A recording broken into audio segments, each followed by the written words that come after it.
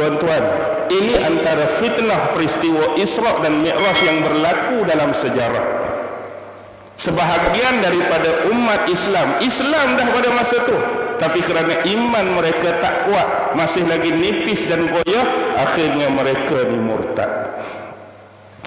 Dan kalau kita perhatikan, tiga golongan ni bukan settle pada zaman Nabi, tapi dia bawa lagi benda yang sama sampai zaman kita. Hak percaya keseluruhan, semua kami percaya Isra' Mi'raj ada lagi kekal sampai hari ini. Hak tolak semua sekali pun, hak tentang semua sekali pun, tak masuk akal lah, tak logik lah, tak rasional lah, ada juga. Ada juga hak 50-50. Macam-macam lah pesen 50 tu. Hak jenis kalau setakat Isra' atas bumi saja kami boleh terima lagi, tapi kalau Mi'raj tak boleh lah. Ada pula jenis lagu tu, dia macam-macam pesen lah. Hak nombor 3 tu ada. Kalau jenis kami dapat bukti, terbukti setelah dianalisis, diuji, kaji, observation, baru kamu terima.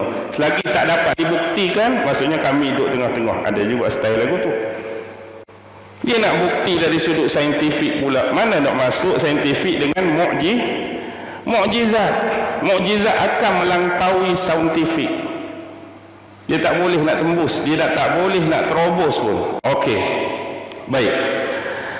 Sekarang ni yang memperjalankan ialah Allah. Asra bi abdihi. Asra bi abdihi. Allah tukar kata ganti bagi Nabi Muhammad dengan menggunakan lafaz hamba.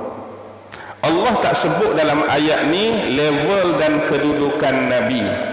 Asra bi rasulihi, tidak. Asra bi nabiyihi, tidak. Bahkan kata nama diri Nabi Muhammad pun, Asra bi Muhammadin, pun tidak. Tapi Allah menggunakan Asra bi abdihi. Sama dalam Al-Kahfi, Alhamdulillahillazi anzala ala abdihi juga. Stigma, skeptik, penggunaan lafaz hamba di sisi kita, bila sebut hamba tu kita nampak benda tu remeh. Bila sebut hamba kita nampak aib.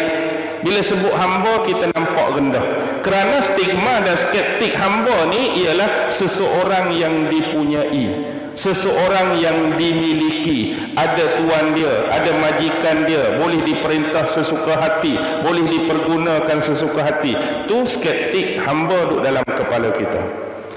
Tapi Allah nak bagi tahu di sini, selepas kedudukan dia yang paling tinggi sebagai Tuhan, sebagai pencipta, sebagai pengatur alam semesta, martabat kita keseluruhan makhluknya adalah hamba. Ingat, hamba di sisi Allah adalah kedudukan yang istimewa, kedudukan yang tinggi, kedudukan yang special. Yang membezakan kita cuma nama, yang membezakan kita cuma jawatan, yang membezakan kita cuma gelaran. Atas dunia ni kita diberi nama macam-macam, tapi hakikatnya status kita semua hamba Allah. Nama apa pun hamba Allah.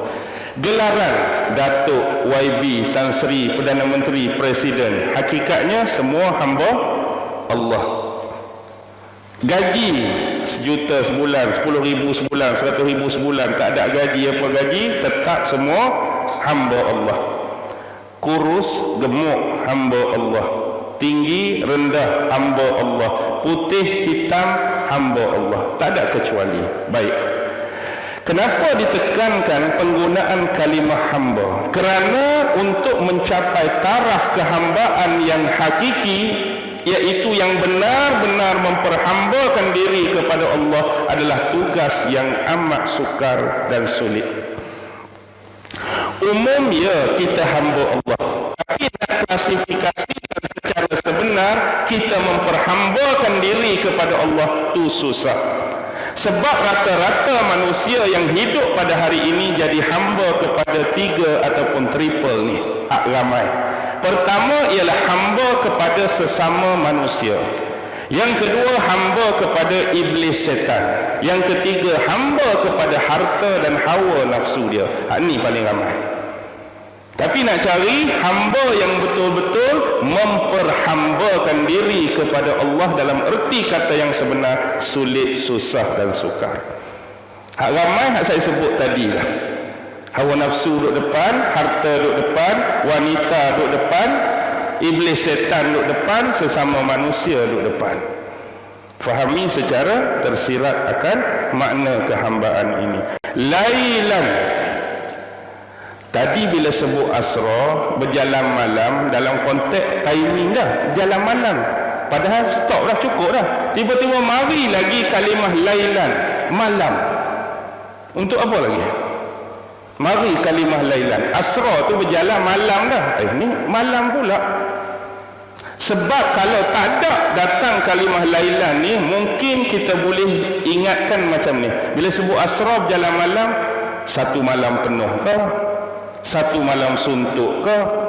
Banyak malam daripada siang ke? Macam-macam boleh diperbahaskan. Tapi bila datang lailan, menunjukkan hanya sebahagian malam saja, bukan satu malam panjang, bukan satu malam yang penuh, sikit saja. Daripada apa? Informasi Al-Quran menceritakan apa? Makan, aspek makan, bukan makan ni, makan bahasa Arab tu maksudnya tempat. Minal Masjidil Haram, tempat bermula Masjidil Haram, lokasi dia bumi Mekah. Ilal Masjidil Aqsa, tempat sasaran, tempat mendarat, tempat destinasi terakhir Masjidil Aqsa. Di mana? Di bumi Baitul Maqdis, di Palestin, di Jerusalem, atau disebut dulu dengan nama Ilyam. Okey, sekarang disebutkan tempat.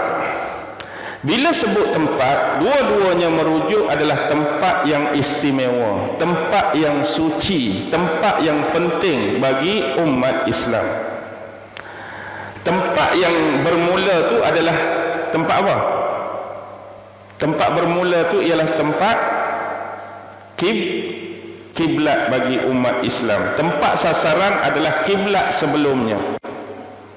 Dan ni adalah peristiwa Isra, belum hijrah. Maksudnya belum berlaku peralihan kiblat. Walaupun bermula di Baitullahil Haram di Mekah, tapi kiblat solat pada masa tu masih lagi berpaksi dan kiblat pada Masjidil Aqsa. Nanti hijrah ke Madinah 17 bulan lepas tu baru tukar kiblat.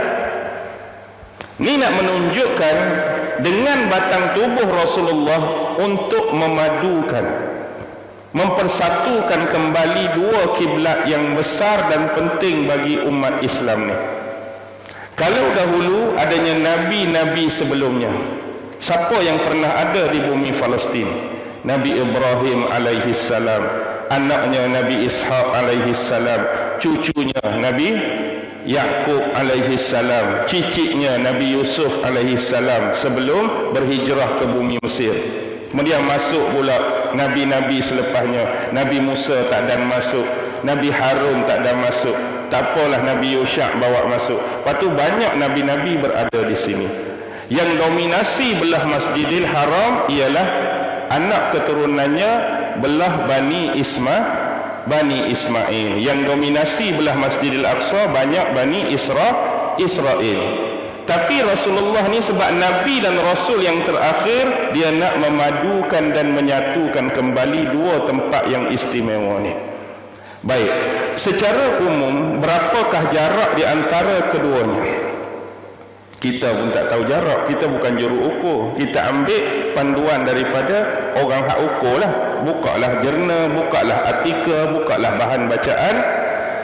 Paling koman pun, maksud koman tu hak paling pendek, jarak yang dicapai 1250 km. Ada kata 1350, ada kata 1500. 1250, 1350, 1500. Kita ambil hak paling panjang lah, 1500.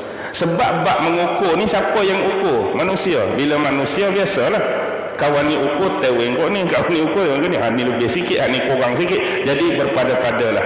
Kita ambil 1500. Jadi jarak 1500 km antara Masjidil Haram, Masjidil Aqsa ni, kalaulah kenderaan pada zaman Rasulullah, zaman dulu-dulu yang dominan nak berjalan jauh ni sama ada unta ataupun kuda. Dan jarak kebiasaan yang pernah mereka lalu dan tempuh satu hala mengambil masa sebulan, paling lambat sebulan 10 hari. Rasulullah pi tak balik ke? Balik, maksudnya kena 2 hala, maknanya kena pi sebulan, balik sebulan. Kalau paling lambat sebulan 10 hari, balik 2 bulan 20 hari. Tu bahagian bawah saja.